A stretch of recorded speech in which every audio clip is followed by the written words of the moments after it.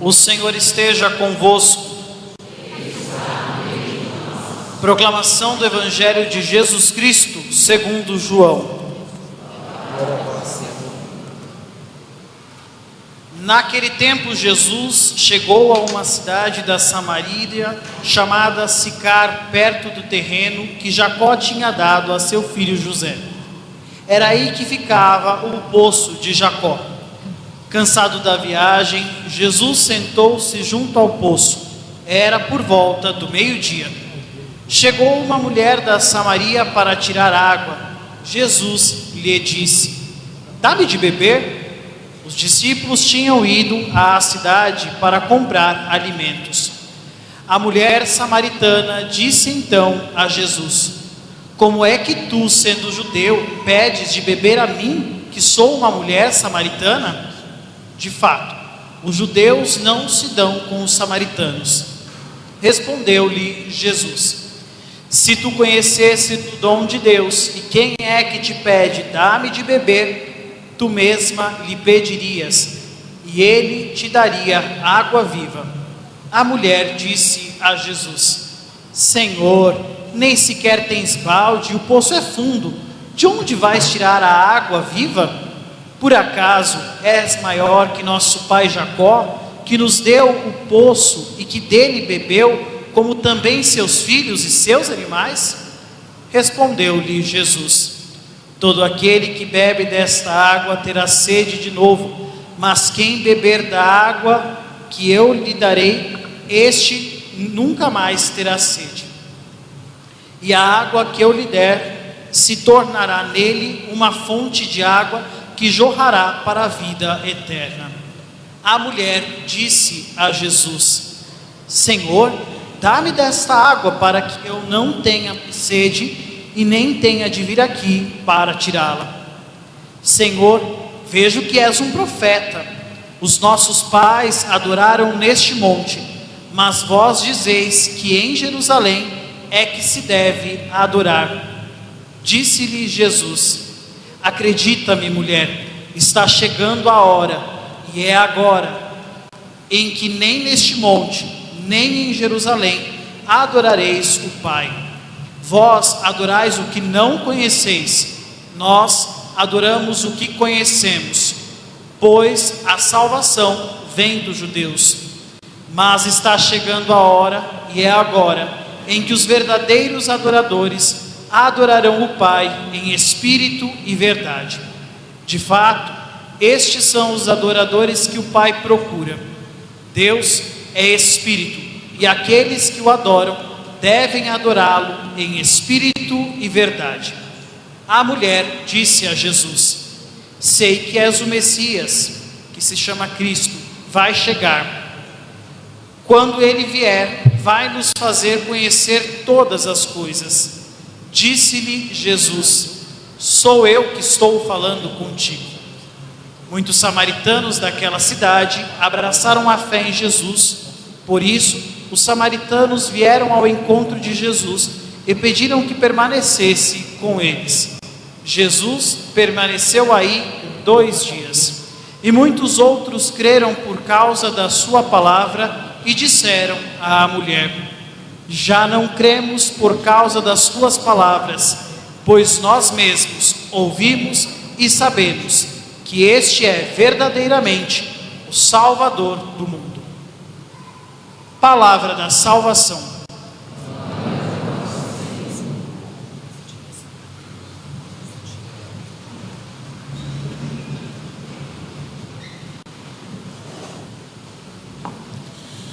Caríssimos irmãos, queridas irmãs, estamos vivendo o 3º domingo da Quaresma. Já estamos na metade do tempo da Quaresma. E o Evangelho que a liturgia nos propõe hoje é a nossa já conhecida amiga samaritana. É uma das mais belas páginas da Sagrada Escritura, o diálogo de Jesus com a samaritana. E é um daqueles evangelhos assim que os padres gostam. A gente poderia assim fazer 5 minutos de missa e 4 horas de homilia, porque é um evangelho cheio de riqueza, de símbolos, de significados. Mas vamos ficar hoje neste contexto da quaresma. A samaritana, o relato da samaritana pode trazer para nós muitas reflexões diversas, para diversas situações da nossa vida de fé. Mas dentro do contexto da quaresma, a samaritana é para nós um símbolo de fé e quer chamar a cada um de nós cristãos a retomar um caminho de fé, e de fé verdadeira, fé que é dom de Deus, a água viva que é dada, que é doada, fé que na nossa vida nos produz a eternidade, nos conduz à eternidade, produz em nós frutos de vida eterna, jorra do nosso interior para a eternidade. Uma fé que é experiência pessoal. Já não cremos pelas tuas palavras, mas cremos porque nós ouvimos e ouvimos. E agora fica conosco, Senhor. Os samaritanos vão antecipar o pedido dos discípulos em Emaús. Permanece conosco, queremos te ouvir, queremos continuar na tua presença. Agora sabemos quem tu és. De fato, queridos irmãos e irmãs, no mundo de hoje, nós corremos o risco grave de crer em Jesus, ou de falar muito de Jesus. Para todo lado que a gente vai, se fala do seu nome, se fala dele. Pessoas conhecem Jesus, já ouviram falar de Jesus, mas nem todos têm a fé verdadeira no Cristo. Falar de Jesus não significa crer em Jesus. A samaritana também tinha fé no Messias. Eu sei, Senhor, que haverá de vir o Messias, o Cristo, e quando ele vier, a samaritana tinha um defeito que muitos de nós temos, né? Adiava a conversão. Quando ele vier, quando eu me aposentar eu vou pensar nesse negócio de fé, de igreja. Depois que eu estabilizar a minha vida, a gente... Às vezes os casais, né, chegam para mim e falam assim: padre, nós viemos casar na igreja. Eu falei: que bom, graças a Deus. Ela fala: mas a gente já vive junto há muitos anos. Eu falo: que ruim. Vamos corrigir isso. E aí, quando a gente vai conversando, qual é a explicação? Não, sabe como é que é, né, padre? Primeiro a gente estava construindo a nossa casa, depois ele estava terminando a faculdade, depois a gente tinha que consolidar a profissão, agora que está tudo, a gente casa. Tudo errado. A gente começa a casa pelo telhado e não pelo alicerce. Dizemos que temos fé em Deus, que acreditamos no Cristo, mas nós colocamos as nossas coisas na frente das exigências da nossa fé. Se nós perguntássemos aos nossos pais mais idosos, né? As minhas ovelhinhas estão sumindo da igreja, que elas estão tudo com medo de pegar gripe, né? Elas fazem bem. Mas se a gente pergunta para os nossos ovelhos: como foi que começou o seu casamento? Como foi que começou a tua família? Padre, foi uma união da pobreza. Juntou o meu nada com o nada dele e nós começamos. Com a confiança em Deus, que não nos faltaria a sua graça. Então veja, eu estou dando esse exemplo por ser talvez o mais corriqueiro, mas para nos ajudar a entender que muitas vezes nós dizemos crer, mas na hora do agir, nós fazemos o caminho contrário do crer. Nós primeiro nos asseguramos com as nossas próprias forças, depois nós entregamos para Deus.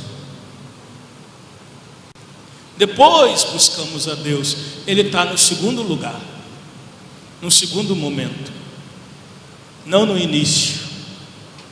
Então o convite da samaritana hoje é esta adesão de fé, este abraçar a fé no Cristo, que dá para nós água de vida. Que vida é essa? Uma vida de sentido, uma vida cheia de significado, uma vida não sem dificuldades, mas uma vida que faz sentido ser vivida, e que não se projeta apenas para o tempo presente, ela se derrama para a eternidade. A fé deve produzir em nós aquele efeito de transformação do agir, que vai construindo em nós a eternidade. Por isso, nós temos que tomar o cuidado para não cair na ingratidão do povo do Antigo Testamento. Lá na primeira leitura, nós vemos o povo de Deus que caminha pelo deserto, e diz a palavra, né? Eles sentiram sede, eles tinham dificuldade com a água, mas no deserto não é para ter muita água mesmo, né? Onde já se viu deserto com água abundante? Não tem. Onde que estava o objetivo daquele povo? Era ser saciado no deserto ou alcançar a terra prometida?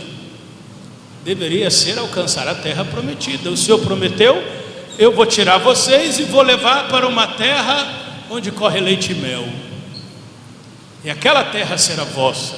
Então, da escravidão até o cumprimento da promessa, vai existir um caminho a ser vivido, existe um caminho a ser realizado, não sem dificuldades, mas o foco, o objetivo, o olhar daquele que crê deve estar aonde? Na promessa, não no caminho somente, mas na promessa.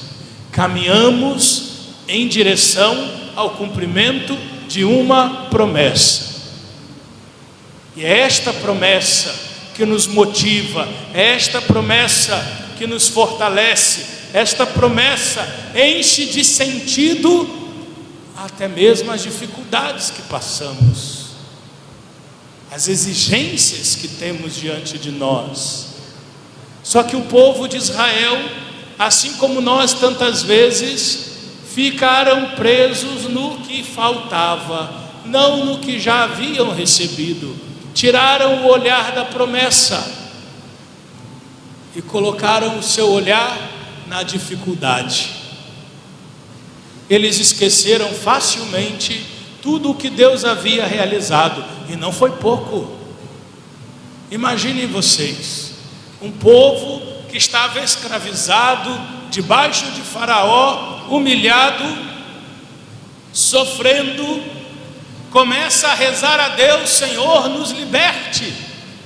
O Senhor se esqueceu de nós. E Deus vai dizer para Moisés lá na sarça: eu ouvi o clamor do meu povo e eu desci para estar junto dele. Agora vai e liberta o meu povo.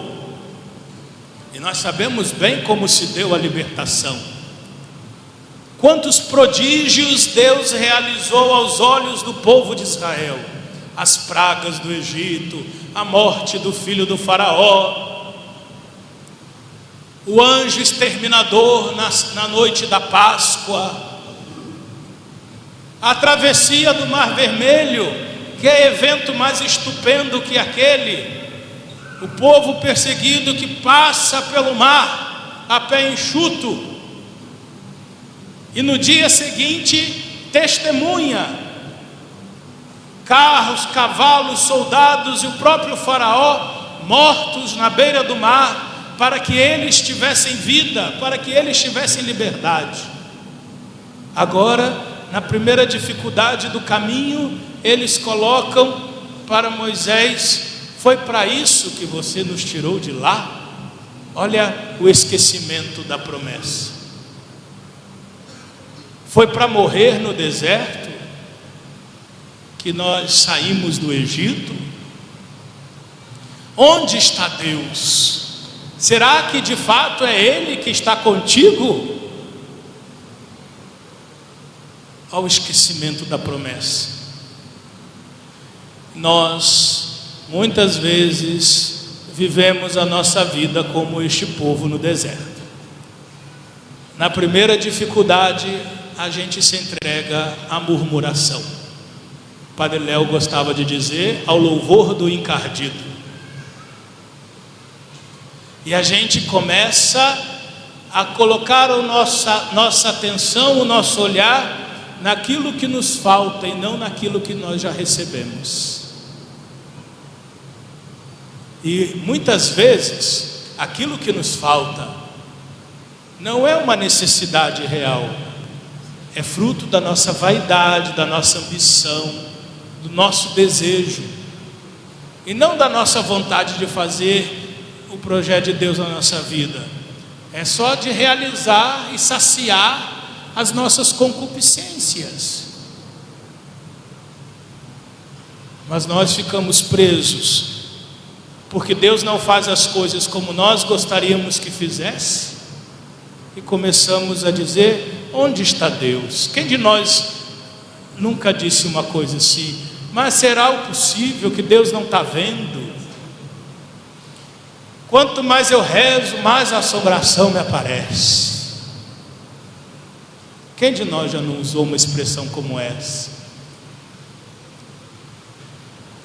Quem de nós esqueceu de olhar para a própria vida com gratidão a Deus e ficou preso na murmuração daquilo que não era como nós queríamos que fosse? Então, o convite do Senhor e da Samaritana na quaresma de hoje para nós é purificar a nossa fé e voltar para Deus. Voltar para Deus com amor, voltar para Deus como filhos muito amados que somos, reconhecendo em Jesus Cristo o dom de Deus que nos dá a vida verdadeira. Abandonar um caminho de murmuração e distanciamento de Deus para um louvor e a gratidão a este Deus que sustenta a nossa vida, e retomar o caminho da promessa, retomar a estrada da promessa, que só a fé pode construir na nossa vida. Só pela fé nós alcançaremos o cumprimento da promessa de Deus. E qual é para nós a promessa de Deus? Que todos se salvem.